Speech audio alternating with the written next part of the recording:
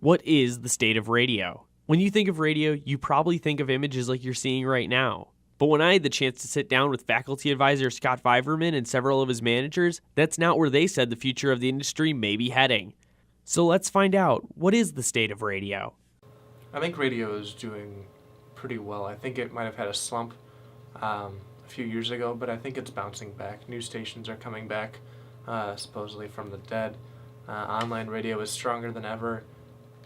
Customizable radio, if you can call it that, like Pandora, is never going away. Spotify is huge, so I think radio is pretty strong right now.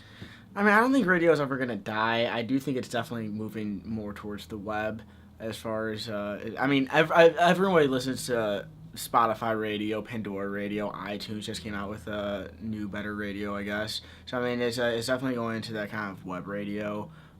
I do listen to the radio frequently online, almost always online.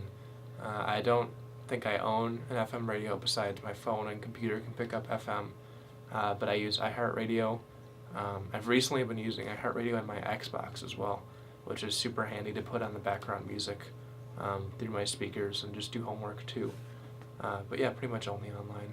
I think for local listeners, local audiences, I still think that AM and FM is the quickest path, the fastest path to radio.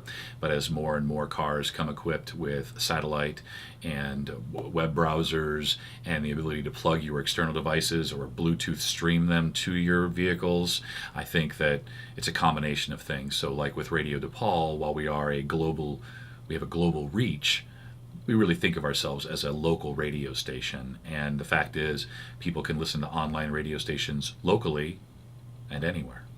I don't think terrestrial will ever go away, but I think that stations are starting to realize that online is kind of where they should be focusing a lot of their time on. Even stations like 97.9 The Loop, you go on their website, you can see the last 10 songs they played, you can see what's coming up next, you can stream it right there. That's how I listen to The Loop if I'm going to listen to something like that. So I think real terrestrial stations are embracing the change a little bit more now than they ever have before, and I think that that's where it's going to grow, but terrestrial, in my opinion, probably will never go away.